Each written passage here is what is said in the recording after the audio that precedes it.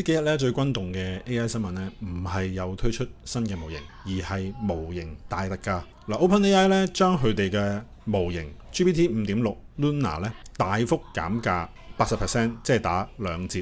咁佢中間嗰個模型 Terra 亦都減價2成，即係打個8折。而家模型係可以調校去 thinking， 即係去諗嘢諗幾耐噶嘛。如果將 GPT 5.6最細個版本，即係 Luna 個版本調校到諗嘢最耐，即係 Max 咧，佢嘅性能咧係超越 Gemini 3.6 Fresh， 同埋係接近 Claude Opus 5嘅 Low， 即係 thinking 最少嘅版本嘅。咁但係呢個價錢咧係相差一大截。另外 DeepSeek 嘅 V4 Fresh 咧亦都進行一個更新。其實我之前咧一路都係用佢 Pro 嘅版本，因為佢 Pro 嘅版本對我嚟講都好平啊。咁但係而家咧佢新嘅更新咧，竟然 Fresh 嘅版本咧個性能係勁過 Pro 嘅版本，但係 Fresh 嘅版本咧係再平啲噶嘛。原本喺我心目中咧最平嘅模型就係嚟自於內地嘅 DeepSeek 同埋小米啦。突然之間而家 OpenAI 將佢嗰個模型減價咧，係平到貼近 DeepSeek 嘅價錢嘅。咁 OpenAI 嘅做法係十分之進取，甚至喺 OpenRouter 上邊咧再俾半價。咁而家望一望啦，喺 OpenRouter 上邊咧 GPT 5.6 Luna Pro 嘅價錢咧係賣緊100萬 token 輸入咧係1毫子，輸出咧係6毫子。跟住望一望 DeepSeek 嘅 V4 Fresh 就係再平啲，100萬 token 輸入咧係9仙，咁輸出咧係1毫8，十分之貼近。或者我哋用呢個圖表咧會更加清晰。越右手邊嘅模型咧就代表佢越貴，咁越頂嘅模型咧就代表佢越聰明啦。咁即係話左上角上面嘅模型咧就係同一時間聰明同埋個費用係比較平啦。喺度咧你會睇到 GPT 5.6 Luna Max 嘅版本咧喺度啦，而再左手邊啦即係更平嘅版本咧就係 Fresh 咧就係擺喺呢一個位置度。突然之間咧呢半年咧綠色呢個區域咧係多咗好多模型出嚟啊！其實之前咧得 DeepSeek 啊同埋少數嘅內地模型咧係會出現喺呢個綠色嘅框框度。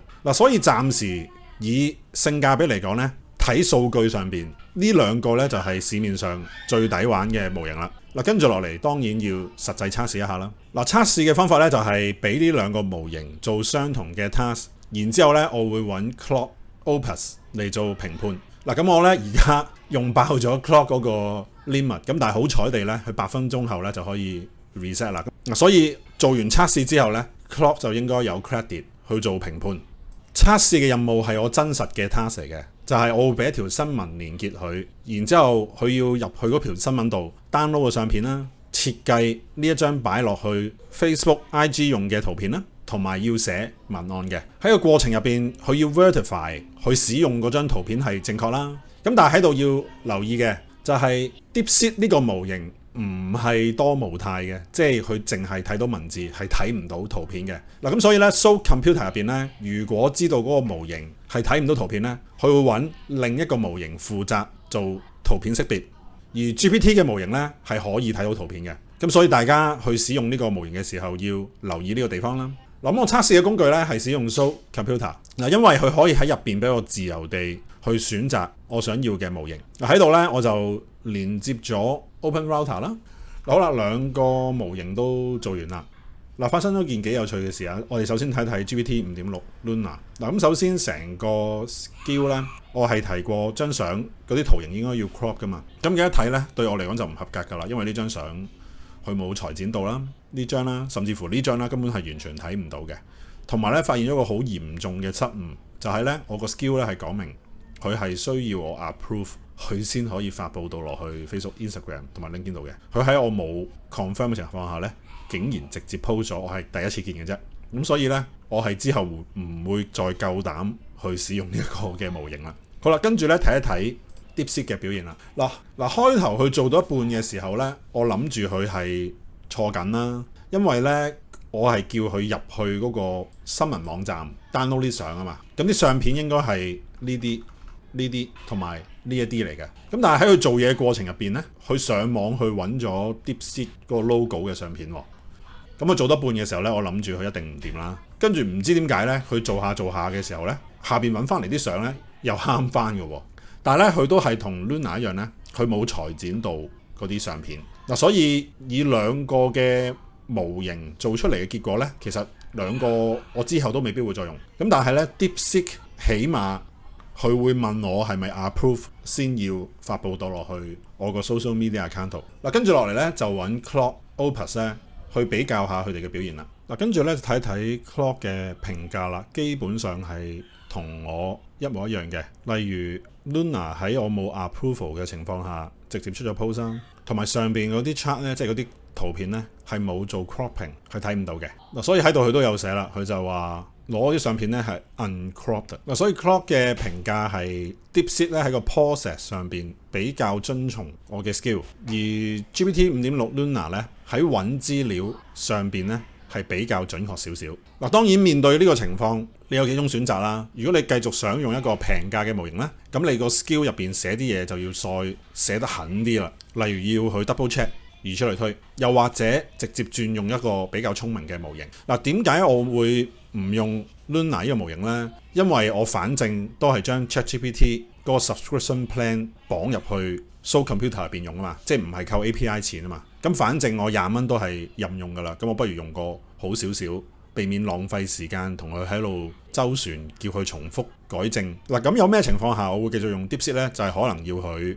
幫我寫中文字啦，因為內地嘅模型喺寫中文嘅文案嘅時候呢，我認為係比 GPT 嘅中文通順嘅。嗱，當然呢個只係針對我自己 task 嘅測試，建議大家翻去都自己試下。特別咧係用緊 Soul Computer 嘅朋友。嗱，最後召集啦，我會喺8月教授呢一個獲得 CEF 資助嘅 AI 課程。咁呢個課程咧係獲得知力架構4級認可。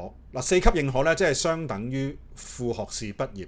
咁呢個課程咧總共係30個鐘，有一半時間咧係可以網上面進行嘅。你完成咗課程之後，係可以獲得持續進修基金80%嘅資助，即係話咧呢30小時嘅課程，你實際需要俾嘅學費咧係3600蚊。嗱，呢一個課程將會喺呢幾日完結報名㗎啦。如果想了解更多課程內容、上課地點同埋免息分期等等嘅細節嘅話咧，歡迎點擊影片下邊嘅連結同主辦機構聯絡。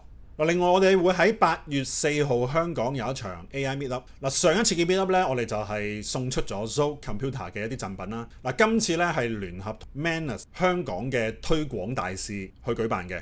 咁今次咧 Manus 咧都送出一啲禮品啊，例如 T 恤啊、帽啊等等啦，同埋有5000個 credit 嘅 Manus account。